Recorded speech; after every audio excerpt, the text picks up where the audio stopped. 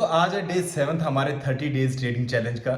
इन video के माध्यम से मैं सिर्फ आपको एक ही बात बताना चाहता हूं कि ऑप्शन बाइंग में भी पैसा बन सकता है कि अगर सही प्रोसेस को फॉलो किया जाए। लेकिन ये सही प्रोसेस क्या होता है दोस्तों? सही प्रोसेस ये होता है कि सबसे पहले हम एनालिसिस करते हैं और एनालिसिस में हम 3 सिचुएशन पे एनालिसिस करते हैं: gap up, flat and gap down.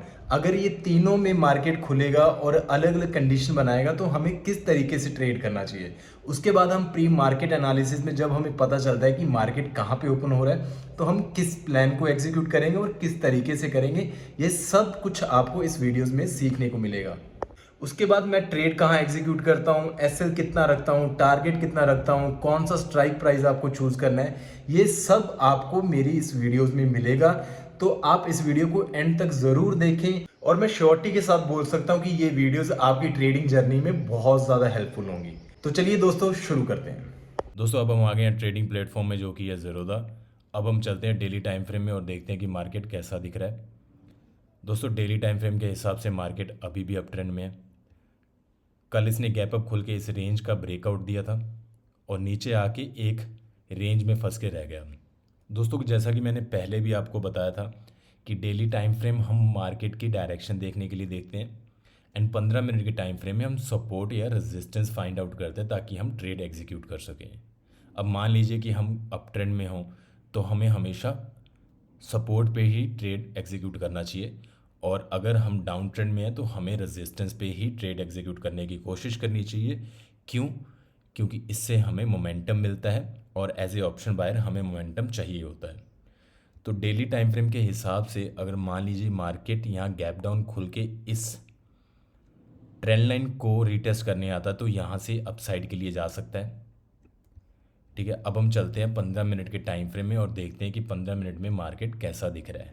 अब जैसा कि हम देख रहे हैं कि हम अप ट्रेंड में हैं। मान लीजिए मार्केट यहाँ पे फ्लैट ओपन होता है और फ्लैट ओपन होने के बाद यहाँ से ऊपर जाना शुरू कर देता है, तो हम वेट करके थोड़ा पुल बैक में यहाँ से अपसाइड के लिए ही ट्रेड बनाएंगे।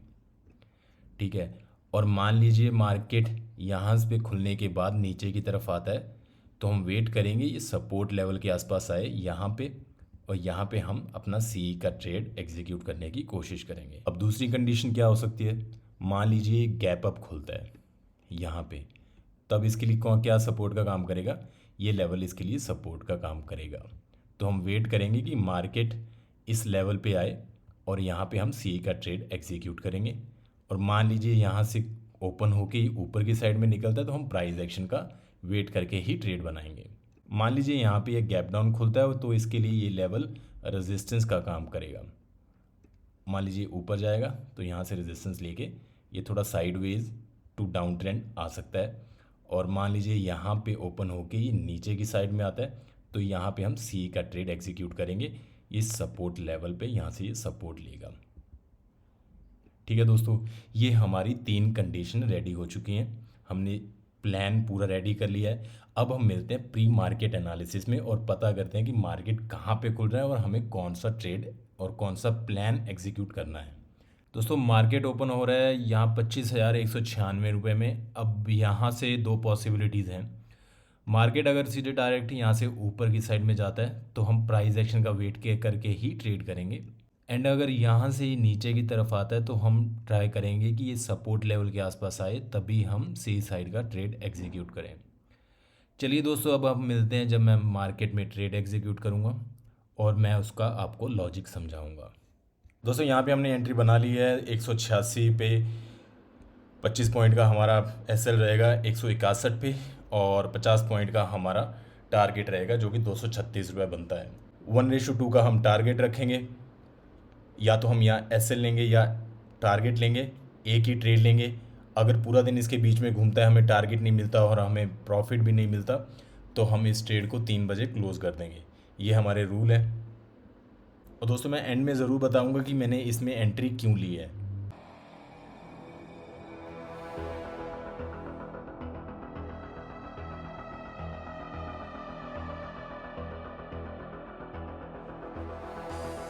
दोस्तों एक चीज़ मैं आपको समझाना चाहता हूँ कि एनालिसिस हमेशा ट्रेड करने से पहले की जाती है।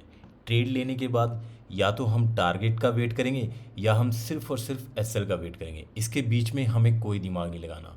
होता क्या है ना कि लोग ट्रेड लेने के बाद इतना ज़्यादा दिमाग लगाना शुरू कर देते हैं कि यहाँ सपोर्ट है, ये रेजिस्टेंस है। ये सब हमेशा ट्रेड लेने से पहले किया जाता है।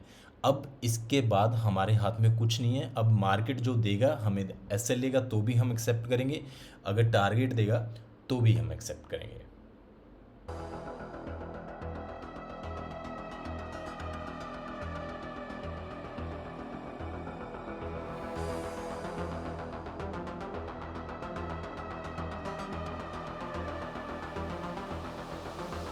दोस्तों, रूल्स को फॉलो करने के बहुत सारे फ़ायदे हैं। देखो, इससे क्या होता है ना कि इससे डिसिप्लिन बिल्ड होता है। ठीक है, एक प्रोसेस बनता है, एक प्रोसेस के थ्रू हम जाते हैं। तो जब एक प्रोसेस बनता है तो हमारा जो दिमाग होता है उसकी ओवर थिंकिंग भी कम होती है। ठीक है, और इससे ओवर ट्रेडिंग भी कम हो जाती है। इमोशन कंट्रोल में रहते हैं, सबसे बड़ी बात।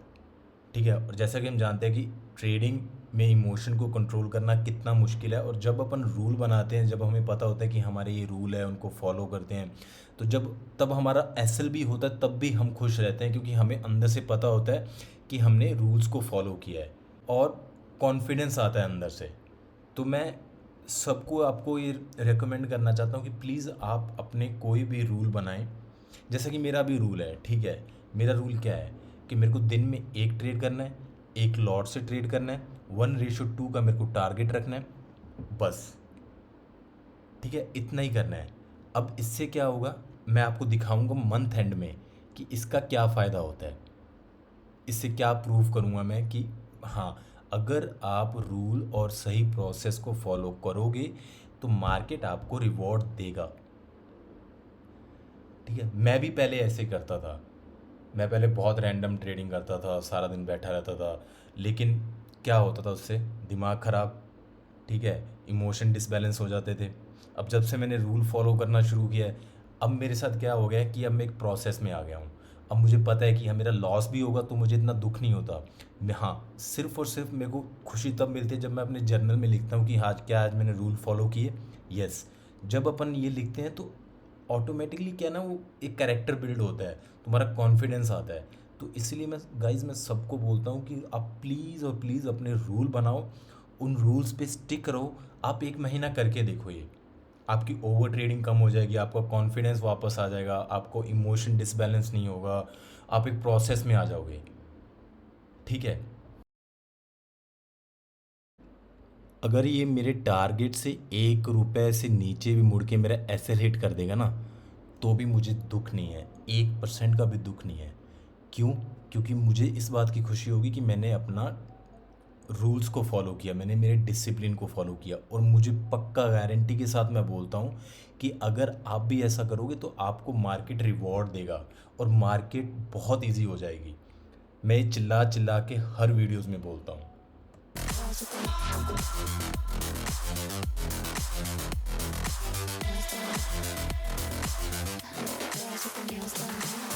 तो चलिए दोस्तों, मैं आपको आज की ट्रेड का लॉजिक समझा देता हूँ। सबसे पहले चलते हैं हम डेली टाइम फ्रेम में। देखो, डेली टाइम फ्रेम में मैंने क्या बताया था कि डेली टाइम फ्रेम में हम डायरेक्शन देखने के लिए यूज़ करते हैं। ठीक है, जैसे हमें साफ पता चल रहा है कि डेली टाइम फ्रेम में ये अप ट्रेंड में है। उसके बाद 15 मिनट के टाइम फ्रेम में अगर अप ट्रेंड में है तो हम कोशिश करेंगे कि हम सपोर्ट पे ट्रेड बनाएं। ठीक है, क्यों सपोर्ट पे ट्रेड बनाना होता है?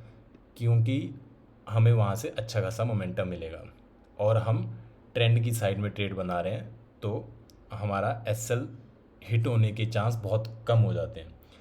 अब जैसे ये नीचे आया, अब ध्यान से देखो, इसने क्लोजिंग कहाँ पे दी? ऊपर दी इसने। इसको ब्रेक तो किया लेवल को, लेकिन सस्टेन नहीं कर पाया नीचे और क्लोजिंग जाके इसने ऊपर दे दी। अब मैं इस रनिंग कैंडल में तो नहीं घुस सकता। ठीक है, अब हम चलते हैं 5 मिनट के टाइम फ्रेम में, जहाँ पे मैंने ट्रेड एग्जीक्यूट किया। अब जैसे इसने ये वाली इतनी बड़ी कैंडल बना दी, अब मैं रनिंग कैंडल में नहीं घुस सकता, तो इसलिए मैंने वेट किया कि थोड़ा सा एक पुल बैक देगा तो मैं ट्रेड बना लूँगा। मान लीजिए कि अगर मैं यहाँ पे एंट्री कर लेता, ठीक है, इस लेवल के ऊपर मान लीजिए मैं एंट्री कर लेता, तो यहाँ पे एंट्री हो जाती मेरी, तो क्या होता, अगली ही कैंडल मेरा एसएल हिट कर देती। तो इसलिए मैंने रेड कैंडल का वेट किया पुल बैक का और यहाँ पे एंट्री बनाई। और अब हम वेट कर रहे हैं या तो हमारा टारगेट होगा या हमारा एसएल होगा। इतना दिमाग लगाना होता है हमें ट्रेड लेने से पहले। ये मैं हर बार बोलता हूँ, हर वीडियो में बोलता हूँ, ट्रेड लेने से पहले आपको जितना दिमाग यूज़ करना है आप कर सकते हैं, लेकिन ट्रेड लेने के बाद सिर्फ और सिर्फ एसएल या टारगेट। एसएल हिट करेगा या टारगेट करेगा मुझे नहीं पता। क्या मुझे इससे फ़र्क पड़ेगा? मुझे नहीं फ़र्क पड़ेगा। क्या मेरा एसएल हो गया मुझे फ़र्क पड़ेगा? नहीं। क्या मेरा टारगेट हिट हुआ मुझे फ़र्क पड़ेगा? खुशी होगी? हाँ, खुशी तो होगी, ठीक है। लेकिन क्या मुझे फ़र्क पड़ेगा? कोई फ़र्क नहीं पड़ेगा, ठीक है। अगर टारगेट हिट हुआ तो भी मेरे को लैपटॉप बंद करना है, अगर मेरा एसएल हिट हुआ तो भी मेरे को लैपटॉप बंद करना है। ये मेरा प्रोसेस है। और अगर आप भी प्रोसेस को फॉलो करोगे तो मंथ एंड में आपको ग्रीन में ही दिखेगा, ये मैं गारंटी के साथ बोल सकता हूँ। और इन वीडियो के माध्यम से मैं यही साबित करना चाहता हूँ, यही दिखाना चाहता हूँ आपको। मंथ एंड में मैं अपना जर्नल दिखाऊंगा तो उसमें आपको समझ में आएगा कि हाँ भाई, अगर सही प्रोसेस को फॉलो की करें तो हम भी प्रॉफिटेबल बन सकते हैं। मैं कर रहा हूँ, मैं वही बता रहा हूँ।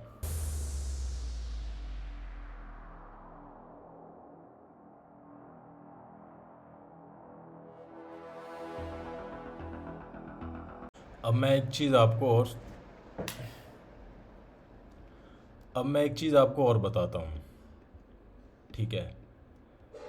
थोड़ा मैं इसको जूम कर लेता हूँ। देखो, जैसा कि 15 मिनट के टाइम फ्रेम में हमने पहले एनालिसिस और प्लान कर रखा था कि मार्केट अगर इस लेवल के आसपास आएगा तो हम बाइंग साइड में, सी साइड में ट्रेड बनाएंगे, ठीक है। ये ऊपर से आया, ऊपर से आके ये बीच में से ही मुड़ गया। पहले तो मेरे को था कि यहाँ से मुड़ेगा, लेकिन ये बहुत फास्ट आ रहा था तो मैं थोड़ा रुक गया, वेट किया मैंने, अच्छा हुआ वेट किया।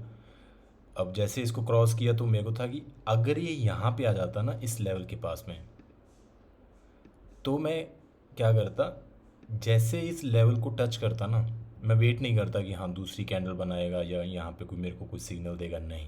क्योंकि मुझे पता है कि अगर यहाँ पे ऐसे ऐसे करके जैसे यहाँ पे आता तो अचानक से ही वापस चला जाता, जैसे यहाँ से गया है। लेकिन यहाँ पे हमारा कोई प्लान नहीं था, ये कोई बीच में से ही घूम गया, ठीक है। अगर यहाँ पे आता तो इससे क्या होता है ना, एक तो मोमेंटम बहुत अच्छा मिलता है, ठीक है, फास्ट मोमेंटम मिलता है, एसएल बहुत छोटा हो जाता है, टारगेट बड़ा मिलता है, और टारगेट बहुत इजीली मिल जाता है, ठीक है। और ये हमारे प्लानिंग में भी था, ये हमने एनालिसिस में भी बताया था। तो जैसे ही अगर ये इसको टच करता तो मैं टच करते ही आते ही घुस जाता, इसको मैं वेट नहीं करता कोई और। जैसे मैंने यहाँ पे वेट किया कि हाँ पुल बैक का वेट किया, यहाँ पे इसलिए किया क्योंकि ये ऑलरेडी इतनी बड़ी कैंडल इसने बना दी है और ऊपर से सेलिंग भी आई है। तो ये छोटी छोटी बातें होती हैं, ये आपके लिए बहुत हेल्पफुल होती, तो ये छोटी छोटी बातें होती हैं आपके लिए बहुत ज़्यादा हेल्पफुल होती हैं। और ये सब बातें आपको एक्सपीरियंस के साथ ही आएंगी।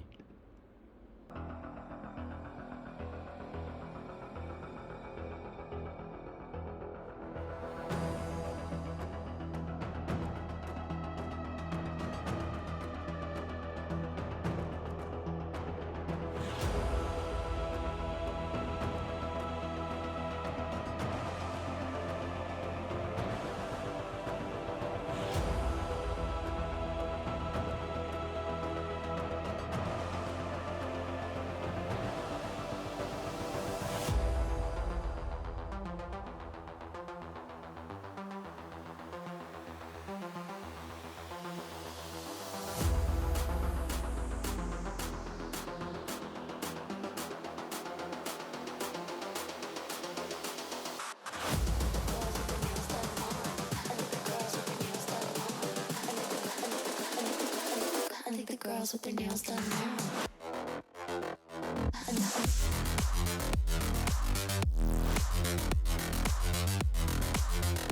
Girls with their nails done. I think the girls with their nails done.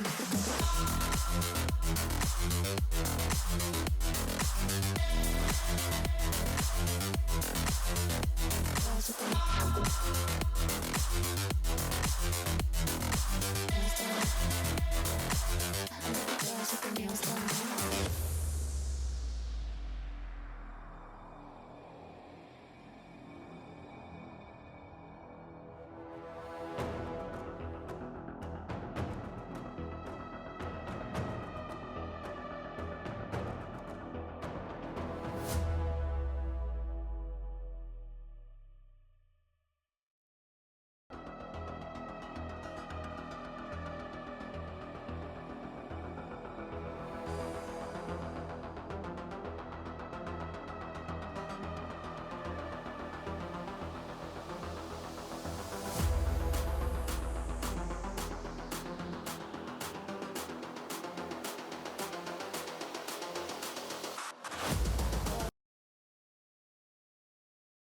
दोस्तों फाइनली हमारा एसएल हिट हो चुका है थीटा डीके की वजह से। आज हमारा 4th डे है, हम कंटिन्यू एसएल ले रहे हैं, लेकिन फिर भी मैं प्रॉफिट में हूँ। और मैं अपनी वीडियो के माध्यम से यही बताना चाहता हूँ कि अगर प्रोसेस में रहोगे तो प्रॉफिट में रहोगे। तो चलिए दोस्तों, मंथ एंड में हम देखते हैं कि मार्केट जीती है या हमारा डिसिप्लिन।